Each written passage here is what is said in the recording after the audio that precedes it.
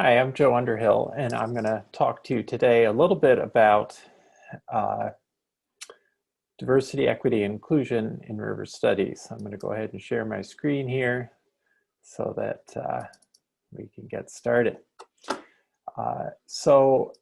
I've worked with the River Semester program that started back in 2001. We've done a number of programs starting with some short trips building up to full semester. We'll be doing our fourth of those big full semester trips starting this fall. That has added up to about around 337 days on the river. So it's based on that experience that I want to talk a little bit about what we've been able to do and the challenges and struggles we've had with diversity, equity, and inclusion on those programs. So far, a typical experience, and one that I think some could probably relate to, is that there's more biodiversity in our watersheds and streams and rivers than there is ethnic or racial diversity.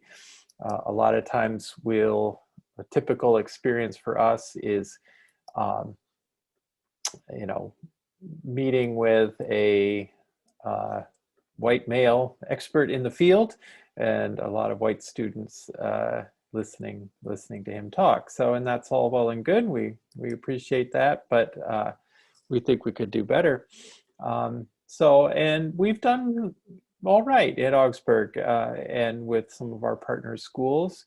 Our own school is becoming much more diverse, and that's beginning to be reflected in the students who show up in our program as well. So we've had about just under 100 students total who've come through the program. And of those, just under a quarter are Black, Indigenous, or people of color. And in 2018, you'll see the group here was just under half students of color, our most diverse group. And I can say a little bit about why we had more success with that group. Of course, the diversity, it comes in many forms. There are diversity of diversities, and with those come a range of barriers to recruitment and retention and full participation. Obviously, racial and ethnic, we've mentioned. Gender diversity can be an issue, though we found that in our programs that 60% actually of the participants have identified as female. More recently, we of course have more diversity in terms of gender identity and sexual orientation, whether that's trans students or gender nonconforming, raising these issues around use of gender pronouns and the complexities of potentially misgendering students. So that's been a lively and sometimes kind of tense conversation with some of the students, in particular their encounters with folks who aren't really familiar with this new way of talking. Probably the most significant form of barrier really that we have is resources, financial resources. So class diversity, socioeconomic status is a key factor to take into account, as well as different forms and levels of abilities for students, whether that's mental or physical. And we have worked with students who are struggling with some mental health issues, whether it's depression or anxiety, in recovery from addiction, or with different personal experiences, including past traumas that can be triggered and need to be sort of taken into account when we're going downstream. So based on those range of different kinds of experiences, what are some lessons, some takeaways that we've drawn from our experience so far for trying to increase diversity, equity, and inclusion? Well, first of all, just part of that's revising pedagogy and curriculum where that's possible. We found that it's really important to use, what is called democratic pedagogy, really listening to students, involving them as co-learners, sometimes co-teachers on these programs. That means also thinking more about the human dimensions of river management. That's been a bigger part of our program over the years. We've really kind of moved more towards looking at social justice, history, environmental justice, things like that. and to really work hard at bringing in a wider range of voices and perspectives into who we meet with and work with along the river.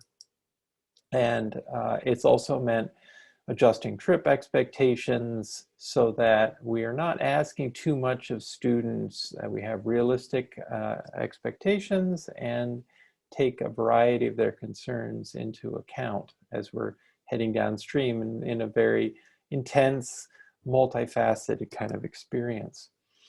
It also means, of course, keeping costs down where we can, and we've been working hard on that, and seeking resources for outside funding to support diverse students or those that lack resources.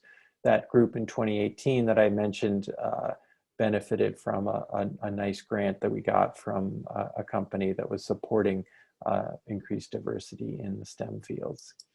So in terms of student research and topics and folks we meet with, that's also included more of a focus, as I said, on environmental justice and bringing in groups like this. The group pictured here is called Chi Nations Youth. It's a young indigenous activists from Illinois who are working on land rights and water protection there, and that's one example. Another here in New Orleans, quite dramatic reenactment of an actual slave rebellion that happened in the early 1800s. This was a big event down in New Orleans in 2019 that we had the chance to kind of observe and walk along with, and it was really powerful.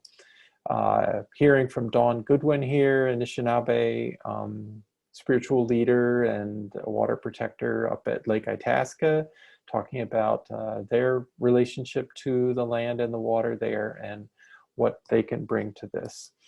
And lastly here, just one of another wonderfully wise and powerful speaker, Dr. Ibrahim Asek, who works at the Whitney Plantation, which is a little north of New Orleans, talking about some of that very complicated history. So those are some examples of ways in which we've tried to adjust who we've met with, who we've talked to, and that's helped, I think, with student diversity, equity, and inclusion. So thanks much for listening. Lots more to say. I look forward to questions and discussions.